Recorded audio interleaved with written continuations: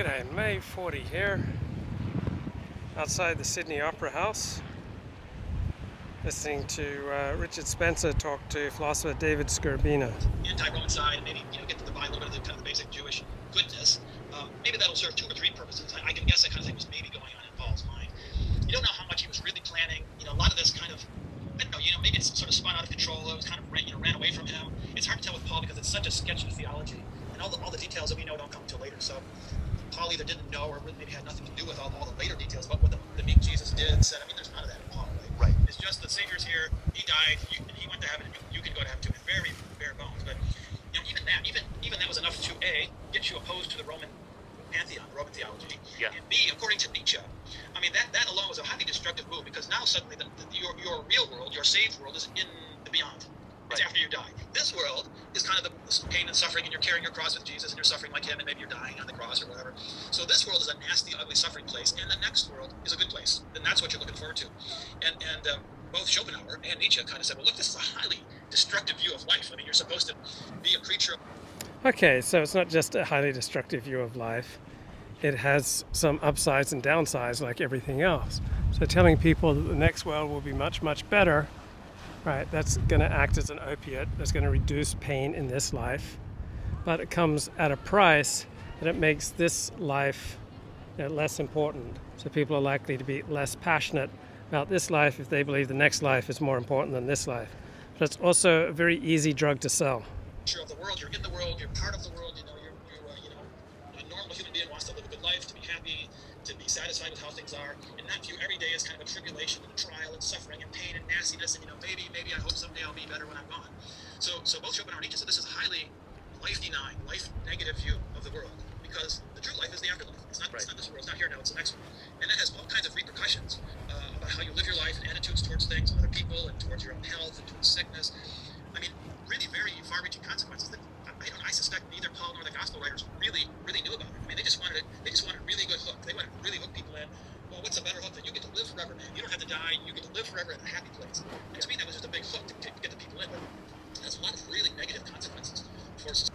I can't imagine if people were at the Sydney Opera House on Sydney Harbour, looking out at the beautiful Sydney Harbour Bridge, seeing all these happy, healthy people. Can't imagine that they'd primarily be looking forward to the next life rather than this life. I think the more miserable you are, the more you're going to look forward to the next life. The happier you are, the more you want to make something of this life. Society over the years, and I think that was to their credit. That's what both Schopenhauer and Nietzsche really latched onto it to really stress that point. Right. Well, what are some of those consequences? Because I think there are a lot of contradictions and tensions within Christianity. First off, what you were saying, and also what Nietzsche said about Christianity, this is obviously true. You're rejecting the world. It's a veil of tears, and etc. That's only an aspect of Christianity, right? That's the Hellenic mystery cult aspect of Christianity, to reject this world. There are also this worldly affirmations of Christianity. The afterlife is for losers and pufters. God forbid, God forbid. That again, veil of tears, that line of words comes from the Psalms, comes from the Old Testament, so all of these things have precedence. But, at the same time, Christianity does exist as a kind of fertility cult. It is directly... And the chat says, I'm 24 years old, I have no friends, no future, no job skills. It's time that I confront reality. Yes. And you're already doing that, mate. I got great news for you. You're already confronting reality by what you just spelled out. If that's accurate, then you are well on the way towards embracing reality and therefore making progress to succeed in this world. Being Christian, whatever the cause might be, being Christian is directly correlated with having babies. Well, that's a really interesting point, because I think actually that's not true. Or that was actually, I think it was So Christianity acts right now as a natalist movement, but you'll find plenty of things in the tradition, all right, that is anti-natalist, against having kids. So it varies. Relatively recent innovation. It's complicated. And there's some really interesting stuff, particularly in Schopenhauer. If you read the second volume, it's called Prayer Peril Omnia, which is really kind of not a well-known book, but Schopenhauer really does a really striking job. He argues that Paul was really anti-family, anti-natalist. And Media Hit says there's no tide to fight against in Sydney. And Australia's had fairly rigorous immigration policies, And so we don't have high rates of crime, right? It's the best place in the world to be an average bloke. So life is pretty good. I mean, this is where the vision comes in, right? So there's lots of passages in the Bible. Well, you're supposed to be chaste and give your devotion to God and don't love other women or whatever. Well, Yeah, but life isn't just theory, right? You got a theory that brings people together, all right? Then it's already on its path to being natalist, right? You bring men and women together, they're going to copulate and have kids, and they're going to form bonds and build families. So it's about 68 degrees and sunny. It's Friday afternoon. It is 3:15 p.m. in Australia. That advice a little too seriously, apparently. Right, but it's interesting. Both in Paul, Castrated himself. right. Went a little too far. But both in Paul and in the gospel writers, they hit this idea that you're supposed to love God and Jesus. You're not supposed to have a mortal life of love. You're supposed to give yourself completely to this woman, and any sort of human attachments take away from that. So there's a story where Jesus says you have to leave your mother and father and your wife and your children and come follow me. And there's a couple of really interesting passages. I think they're really very not well known, where Paul's like, don't have sex. You can be married, but even when you're married. So here the philosopher is concentrating on the words and the theory, all right? But words and theory are not necessarily the things that are most determinative, all right? Philosophers love words, academics love words. There's no November here, but there is still no nut November. Even though it's gorgeous, there's still a no nut November, guys. Speaking as the no-fap maximalist. You're married, don't have sex. I mean, it's really sort of blunt. You say, well, what's going on here? And you're thinking like, well, I don't know, it's kind of a pathological, like, don't be happy, don't enjoy the happiness that goes along with this, first of all. And secondly, it's really an anti-natalist, anti-birth strategy, right? I mean, Yeah, but that's just the words, right? And the words don't mean nothing, but they're not necessarily determinative. There are things more important than words, such as the effects of words. it's an interesting thing. If I was wanting to screw up your society, I might try to say, God doesn't really want you to have children. He wants you to devote yourself to Him. Be monk-like or be nun-like. One of those people are why they chase, right? Because that's part of the story. Well, somehow Christianity survived for 2,000 years because it has been substantially natalist, despite these anti-natalist parts in its theory and scriptures. Be completely devoted to God and don't have sex and don't have kids. And that, I think there was a very strong argument, and Schiller really does a brilliant job of explaining that was really there in all throughout the New Testament, all aspects of the New Testament. It was only later, a couple hundred years later, when the non-Jewish Christians figured out, like, hey man, this is a losing strategy. We want a big religion. We want big families and lots of followers. So we got to drop that anti-natalist thing and start saying, hey, we need to have lots of kids. So they just sort of pushed that all. Yeah, nonverbal cues hold more power than barbs thrown in chat rooms. So words only account for about 10% of communication. Right? What's much more important is the emotional state, the body language, all right, the context, all right. Words are only a minor part of communication. That all stuff to the side. They ignored what Paul said in the gospel letters, and they somehow out of the blue kind of told them all be fruitful and multiply, these Old Testament stuff, and they applied it to the New Testament, even though Jesus didn't say that, and then they turned it into a very, family-friendly, big family, have lots of kids, very Catholic kind of view. But it's not there in the original view, and that accords with the Jesus hoax theory, which says it was kind of a Jewish kind of thing that was meant to undermine the pagan masses, and that's a good way to do it. Get them to not have good relationships, get them to not have sex, get them to not reproduce. Well, what the heck, I know that. Okay, Christianity was not some Jewish conspiracy to undermine the pagan masses and get them not to have kids, right?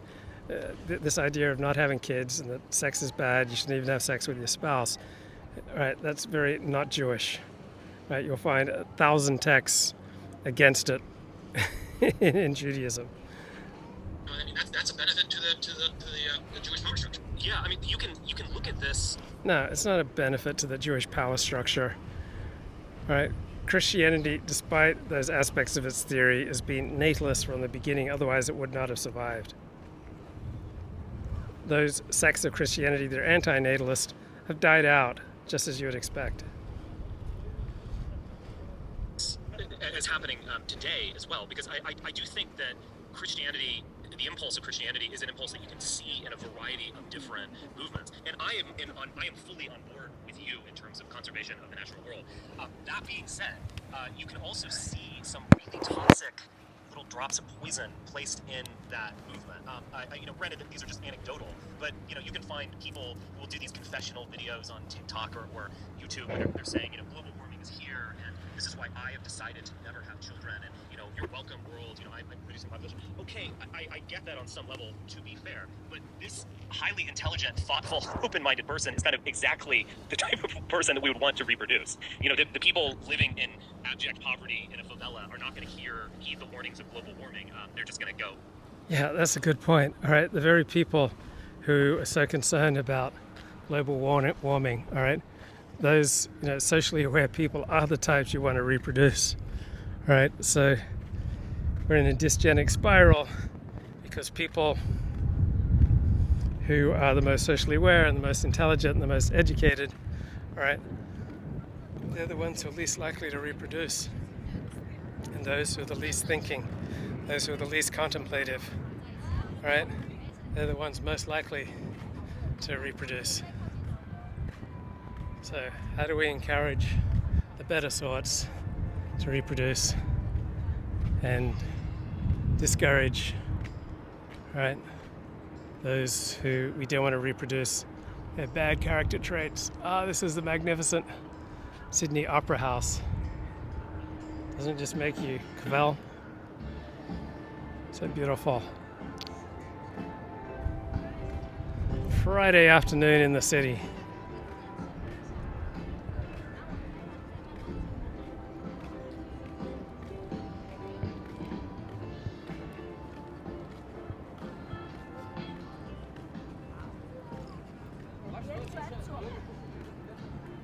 Paul Logan used to work on that bridge, mate. Okay, look at these beautiful seats. Look at that lovely golden hue. Okay. Let's get back to conversation with philosopher David Skrbina. Go and have a bunch of sex, understandably. But so there is a kind of radical dysgenic poison that you can see that comes in these it comes in these left wing. I mean, I'm using the word left loosely here, but it comes. Do I walk on the streets at night where there are bars and clubs? Only a little bit. I've only done that accidentally. So I've kind of reverted to my 56-year-old self. I'm sure there are obnoxious tourists. I haven't encountered any. I haven't encountered any obnoxiousness. Am I heading to King's Cross later? No, I'm not heading to King's Cross later, mate. I'm heading to shore later, like a holy Jew. Comes in these movements, and you can just see someone almost in real time who might have had very good instincts kind of naturally get poisoned. I could even go further in terms of the transgender issue and so on. I mean, these are, whatever else you want to say about them, they are radically anti-natalist visions of the world. And yes, they are, right? And I think that comes from Hellenic mystery cult religion. Yeah, there's probably some organized crime in Sydney, but not very much, and it's much better to have organized crime than disorganized crime. What you don't want is unorganized crime. So organized crime only kills people who are in the game. So there used to be a Jewish mob boss, Abe Saffron, I think was perhaps headquartered in King's Cross. They actually have an effect on the population, even in a fairly small way. Yeah, that's true. I mean, obviously there's different issues coming together here, but I mean, there's no doubt that the planet is massively overpopulated by humans. In fact, today, maybe you know today. Yes, there is a doubt. Right, it's not at all clear that the planet is massively overpopulated by humans. Right, I think we can handle 8 billion. It's the 8 billion human day. You probably saw that, right? The UN today, November 15th, they officially declared that today we now have 8. So this philosopher David Skrbina, he wrote for, he ran for office for the Green Party. Man, I wish they'd turn down that music blaring in the background. Abe Saffron sounds like a character in an Evelyn Waugh novel. So just one F, I believe, in Saffron. I think he may have been Jewish. 8 billion people. Historically, for most of the 2 million years of human existence, that number was about 50 million. Sometimes as low as 1 million. At one point down to a few tens of thousands. Yeah, organized criminals tend to have gang truces. They respect each other's territories. Less random shootings. Yeah, clean city. Look at this. No trash, no graffiti. But certainly for 99% of human existence, I mean, it was like, a quarter of a few million. Yeah. And that's how the planet evolved. The other life forms evolved, and we all kind of were in balance, and the typical kind of evolutionary story. And then we hit the Industrial Revolution, and zoom, we monopolized ourselves. And yeah, of course, that throws everything out of balance. And now the planet is, in fact, massively overpopulated. Jim Bowden says there are only 2 Middle Eastern gangs in Sydney. All right, we're getting off light. And okay, that's sort of a biological fact, and it's kind of destroying the planet. And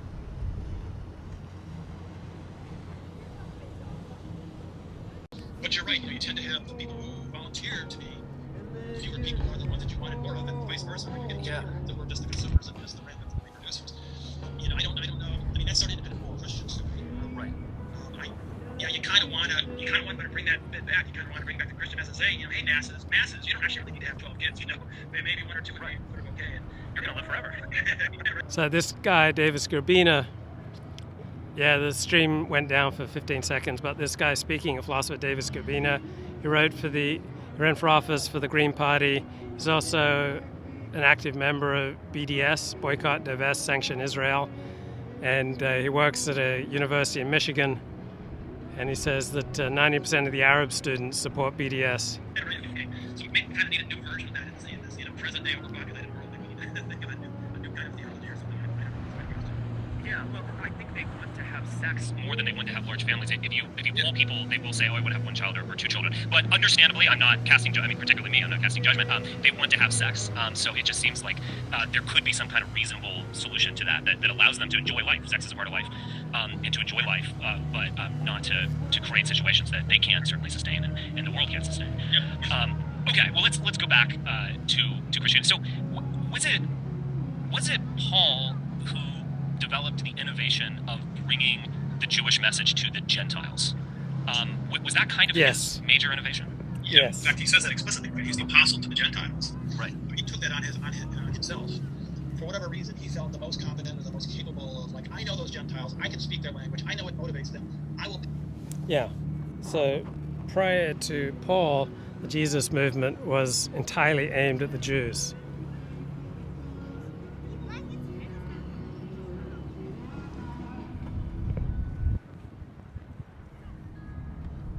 Jim says that Abe Saffron, going back to the 1950s, 60s, maybe the 70s, was the most powerful organized crime gangster in Australia. We'll pitch this message to them. So he took that on, and that was kind of what he... So the Apostle Paul was the apostle to the Gentiles. Right, prior to Paul, the Jesus movement was entirely aimed at the Jews. Then Paul came along. They had other people who were working on the Jews. So they kind of had a double problem in this internal Jewish community that they kind of had to contain. So Abe Saffron ran King's Cross, which is like the vice capital of Sydney.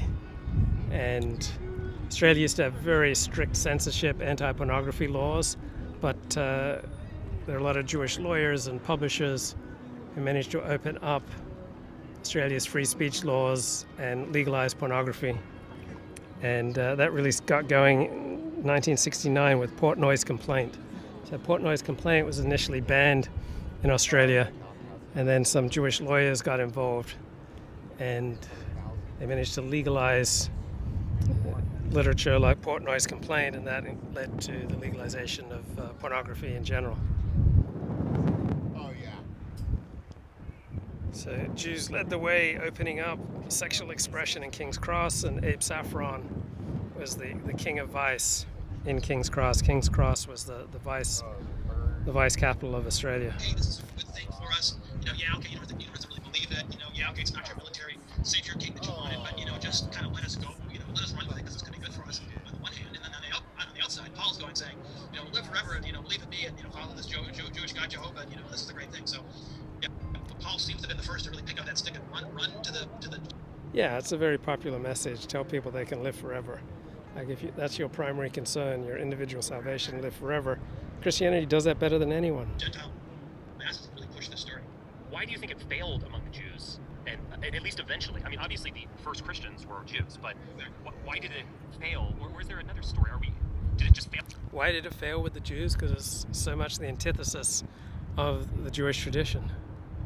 God cannot become man. You don't get individual eternal salvation just by believing some things. Individual salvation is not the focus in Judaism, it's more community oriented. And it's more this worldly oriented than next worldly. So what Paul was selling was a heavily pagan, Hellenic mystery cult religion with a Jewish gloss. Fail among a part of them. Well, right. I mean, it was never intended for the Jews. Yeah, it didn't fail. We're just a part of Jews. Jews, more than any other people, were the most resistant to the claims of Christianity, because Jews were the most likely to know the Jewish text, the Hebrew Bible, and recognize that Christianity was not a complement to this text. I think Paul never. I think he was just flat out liar. Right. Jesus, that was intended, don't you think? Or Jesus, if we imagine a kind of minimal Jesus, But that is part of the might have probably existed. Yeah. Was he? That's like What are your thoughts on that? I don't have. I think the Orthodox Jews were stuck to their warrior king kind of savior. They were having none of this kind of Jesus who gets himself killed. Well, that's a pathetic figure. We're not buying it. Yeah, the Jews were like Donald Trump. Their war heroes didn't get captured, right? Like, what kind of people glorify war heroes who are only heroic for getting captured? Right? That's not the Jewish perspective. Jewish heroes make a difference in this world, right? If you don't make a difference in this world, you're not a Jewish hero. And they had no reason to. Paul doesn't really want them to change. I think he's really a Judaic Jew at heart. I think he doesn't really want to give up. He doesn't want people to give up. He's just like saying, well, let's just go along with the story. Just understand why we're doing this, and we're going to pitch this to the superstitious masses because we can get a lot of benefit out of it. And, you can imagine maybe there was it seems like internal struggles. Like, was this a good idea? No, it's not good. You're sort of, maybe it's blasphemous to pick a rabbi and say he's really, he's the savior when he wasn't. You can imagine various, fanatical Jewish groups kind of, go. Yeah, when you don't follow anything. All right, when you don't succeed with anything, right, that was predicted that the Messiah would accomplish, all right, you're 0 for 50, all right, then Jews aren't going to buy in. So no, it's not a matter of, I think Christianity is bunk. I'm sure Christianity is a valid road to God for many people. It's one hero system among thousands of hero systems, and having a hero system is an absolute biological necessity. You can't live without a hero system. So Christianity works for many people. Man, I'm trying to do a live stream here. Why do they have to blare music in the background? Going back and forth, and you kind of see that if any of that part of the New Testament is true, there was a lot of internal squabbles going on, even in the Gospels. I mean, this is like the Gospel of John, right? Famously, where he talks about he's very anti-Jewish passages, right? Jews are that your father is the devil, and so forth, right? Yeah. And so people are acting like, wow, those guys are anti-Semites. It's like, no. Yeah, so the anti-Jewish passages in the New Testament take place within the context of intra-Jewish disputes. Yeah, without Christianity, there'd be no 12 steps. 12-step movement comes very much out of American Protestant Christianity. So when I found myself back in churches, in Protestant churches, going to 12-step meetings over the past 11 years, I think, how the hell did my life turn out this way? Never thought I'd have to enter a church again. Thought I completely left that behind, but my life goes full circle. Keep ending up at Protestant churches, going to 12-step meetings. That was one group of Jews opposing another group of Jews. That was an inter-Jewish squabble, probably over the theology, because the main group, they want their warrior king, and then the Christian Jews want their little suffering Jesus figure. And you can imagine really getting heated the way Jews like to do. They get really emotional about these conflicts, and then the one Jew is saying, well, you're with the devil, you're with Satan because you're not going along with this. And I think that shows up in the text, right? And that's so Jews have low murder rates, right? Jews don't tend to commit a lot of violent crime, but they do tend to be verbally violent. To me, that's and there's others too who support the same view. It's an inter-Jewish squabble, and that shows up in the text. And you see this anti-Semitic kind of passages. There's only a few of them, but they're there in the Gospels to probably reflect this internal squabbling over theology. Yeah, right. The Gospels seem to get more anti-Semitic as they go along. It's also They that got I've noticed. exactly the later one. So John would have been the last of the four Gospels to be written. And that seems So Mark was the first gospel written around year 70. Then Matthew was written about 5-10 years later. Mark was written after Matthew, and then John was written around year 110 of the Common Era. seems to be the most anti-Semitic. So yeah, you can imagine sort of the conflicts brewing over time, building up over time, and Right. pretty soon, like, I've had enough of you guys. You're with the devil, and blah blah blah. You can imagine that Well, you can imagine like a Democratic Party in Michigan or something. Where at first they're like, "All right, Marx, yeah, we're good with Marx. Come on in and vote Democrat. Come on in." And then 4 years later, they're like, "You damn commies, get out of here." And it's just kind of a natural progression. But to imagine them as like anti-left or something is just simply wrong. Like it's all within. These are internal squabbles, as you say. So okay, we're almost at an hour. Let me ask one more question, and then I can open it up. I'm going to ask one more question. Having more children. At the the same time, atheism is certainly on the rise. Just in my lifetime, the amount of people who are openly agnostic or atheist is remarkable. But even among Christians, I think atheism is among the rise. The degree to which, if you ask a churchgoer to describe God, the degree to which it's this kind of blob in the sky. So I've been talking with my 12-step sponsees that belief in God really necessarily does nothing, right? It's your experience with God. Like many of my sponsees and I, we believed in God when we were still participating in our ridiculous addictions. And where we started to get recovery was when we got some kind of visceral experience of God. And the way that I get that primarily is by listening to 12-step talks and attending 12-step meetings. Other people may get it through prayer and meditation, but there's all the world of difference in a practical sense between believing in God and having an experience of God, having a visceral connection with God, like getting wired up to God. Like if you got a power source and you don't plug into it, just believing in the power source doesn't do anything for you. So I found 12-step tremendously helpful in learning to plug into the power source. Yeah, God is a verb. There's a whole theology about God as a verb. And this kind of nice guy with a beard looking out over us. And the degree to which Christians aren't aware of their own religion, that they. So even people who are religious lead, far more secular lives than 100 years ago because we increasingly turn to science and to non-religious explanations of reality around us. We, work in an economy that's not regulated by religion. Right? Our world steadily becomes more neoliberal, more economically efficient, and there's less and less enchantment and magic in the world around us. They couldn't actually even tell you the most basic story of the religion that they follow is actually pretty remarkable. There has been a kind of dumbing down, and we're kind of moving out of a middle-class society. So what are your thoughts of these things moving forward? Because at least from my view, there seems to be a lot of countervailing movements. I could very well imagine out of this secular postmodern world a really strong fundamentalism arising out of it. So I don't see any way to reverse the steady decline in the power of religion. Right? I just don't see how that can be reversed in the Western world.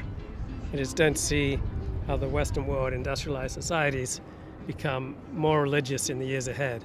Like we now have the first secular societies, Northern Europe, right? Protestant countries secularized before Roman Catholic ones, because Protestantism has been refined to being more a matter of the heart than of practice.